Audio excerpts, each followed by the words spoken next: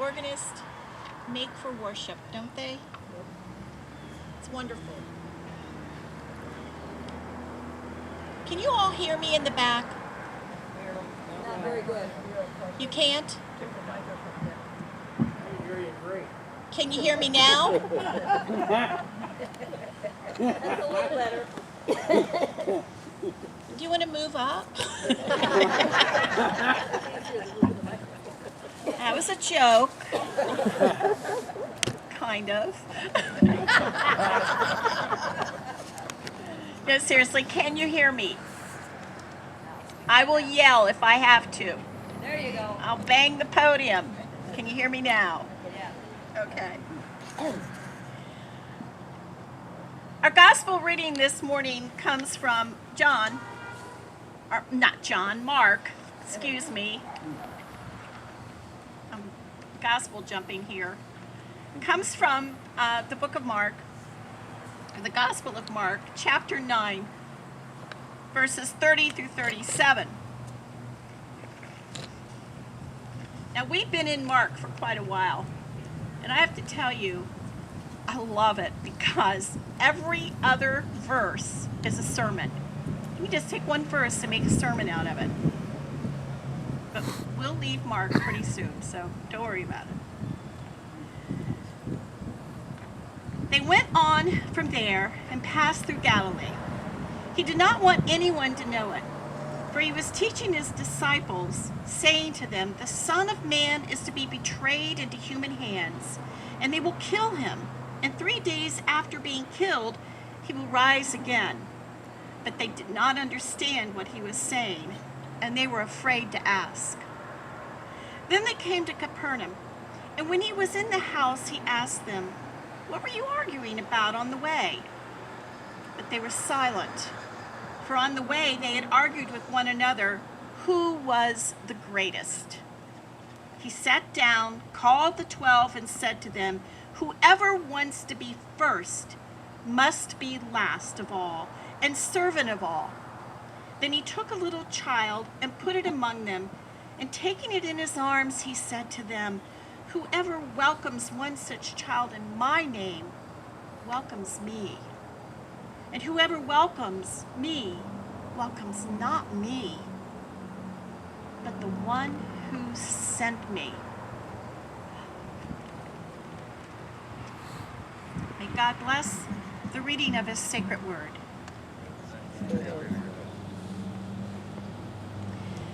Whoever wants to be first must be last of all and servant of all.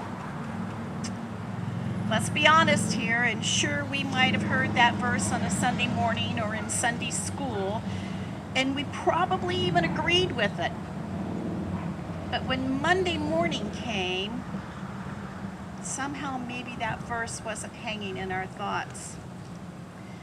For most of us, I suspect Monday greatness is about being number one or being a success or maybe being noticed. And for some, it's probably about power, wealth, maybe reputation and status in a community. Have you ever seen the losing Super Bowl team on Monday morning jumping up and down going, "We're number two, we're number two"? I don't think so. Can you imagine a political slogan about making America last and servant to other countries? And who wants to be servant of all anyway? That's going to be exhausting. How do you make the choice? Being last and servant of all is not what we usually strive for.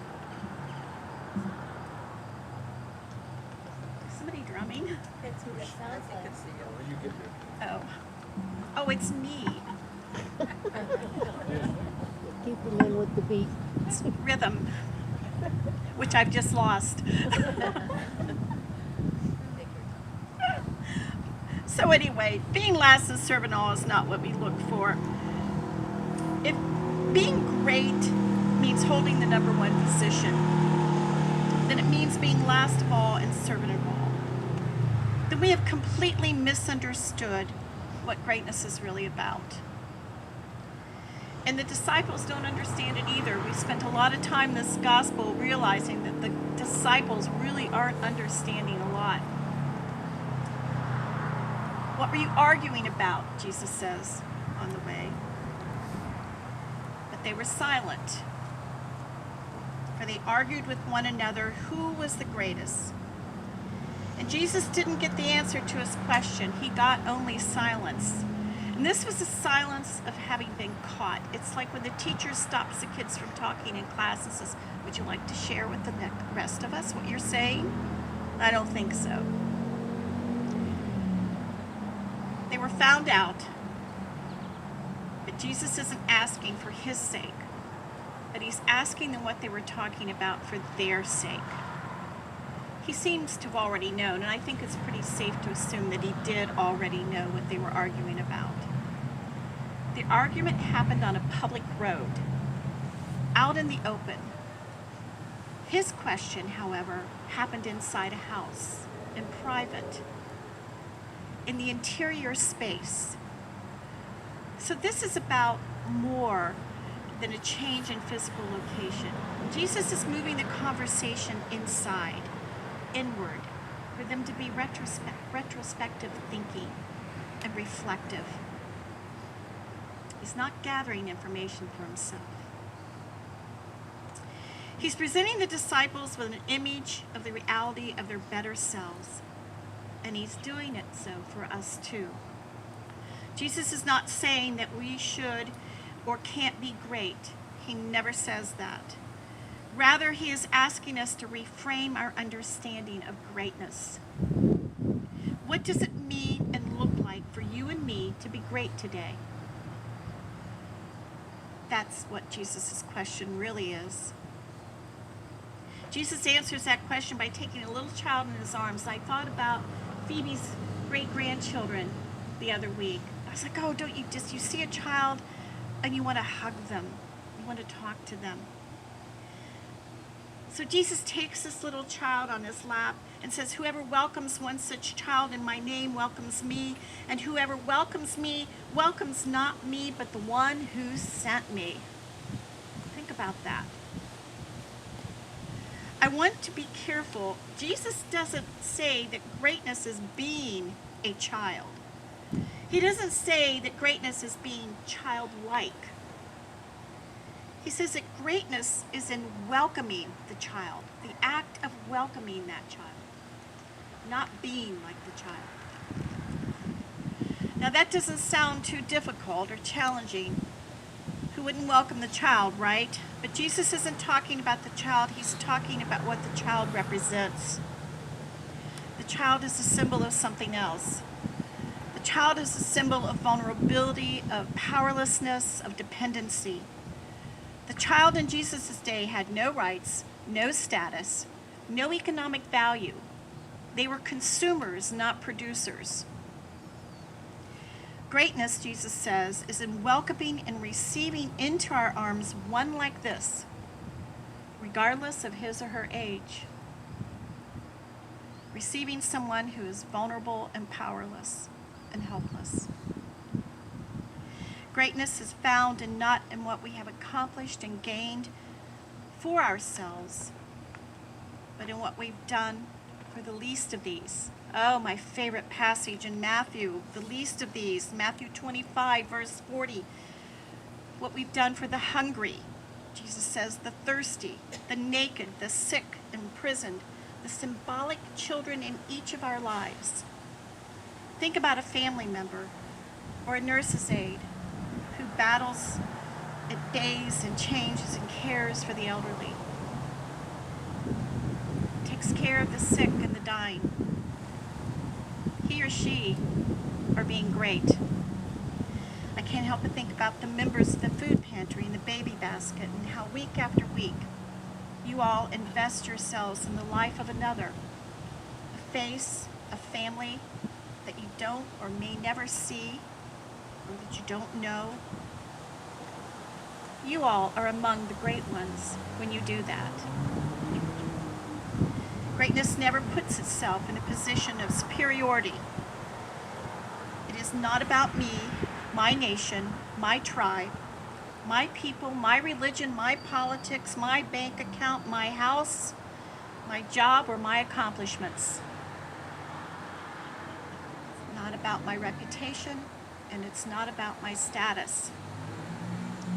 Our greatness is revealed in our service and care to one another, regardless of our ability or willingness to pay, repay, or return the favor. There's a great quote from C.S. Lewis. He was asked about why does he give money to the poor on the street. His answer was, I would rather be made a fool of one than to have passed up one in need. I never forgot that quote. I actually taught it to our kids.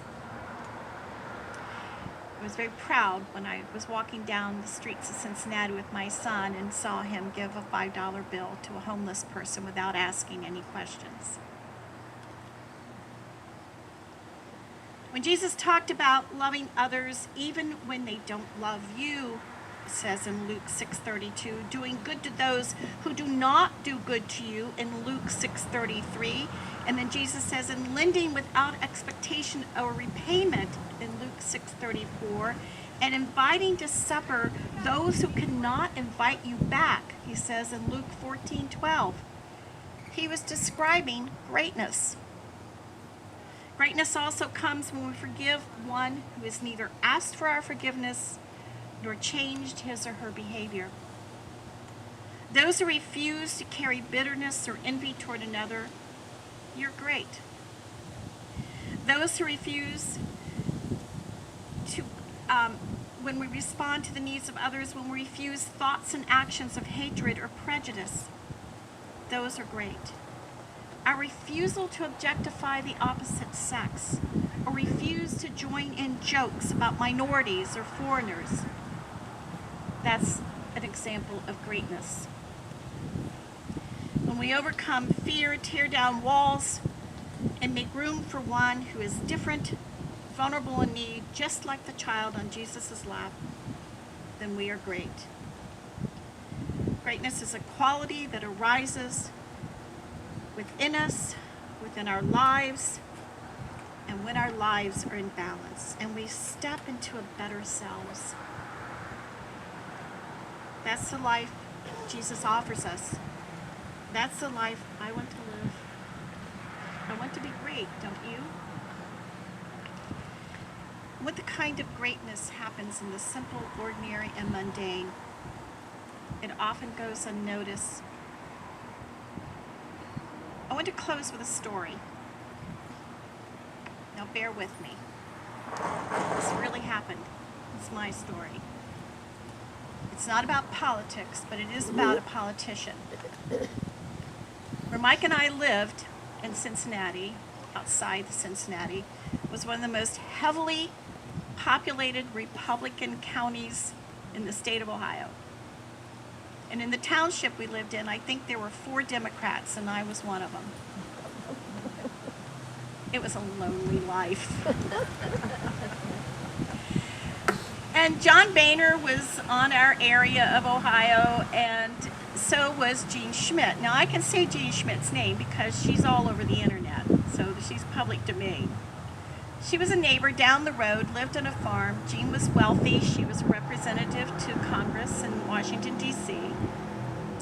She was also a little bit arrogant. She was a little older. And Jean and I shopped at the same Kroger store. Now, Jean would hold court in Kroger's as she was in there shopping. Her constituents would gather around her, and if I'm one of her constituents, right? She's my representative, and I happen to be in the same aisle, and I happen to hear her talking, and I happen to disagree with what she was saying, I would ask a question. Jean didn't like that. And eventually Jean didn't like me, because every time I saw her, I asked a question. It got to the point where if she saw me coming in the store, she would turn and walk the other way.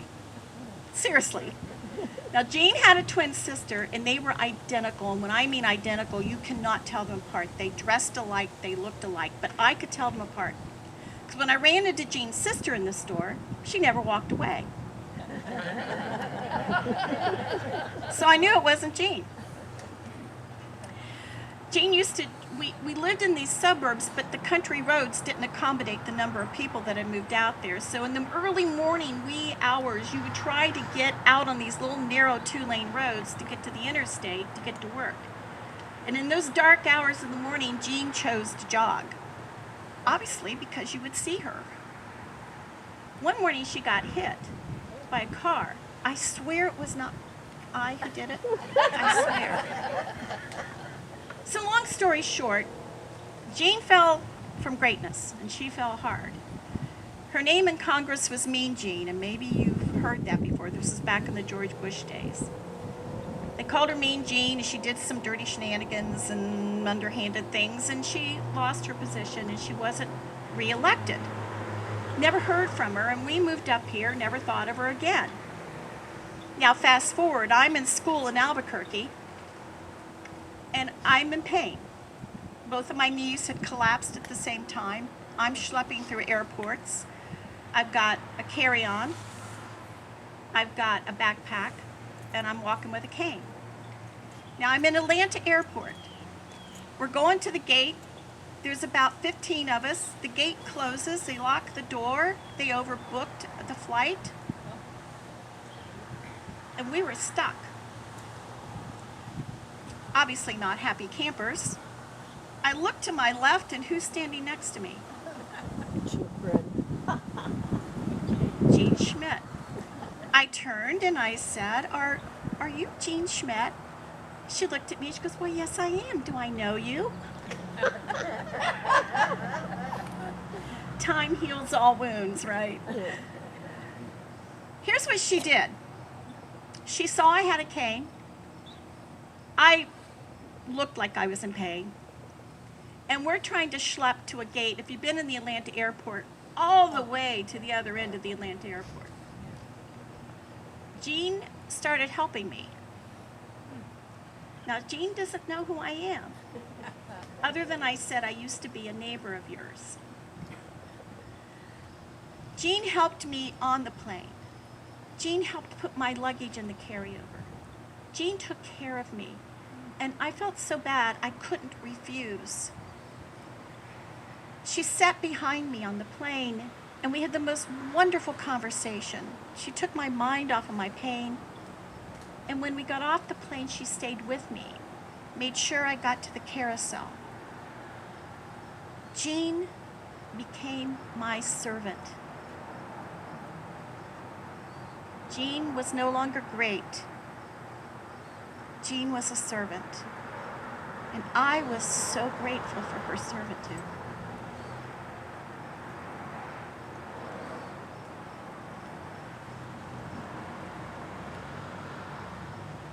Want to be great again? Become a servant.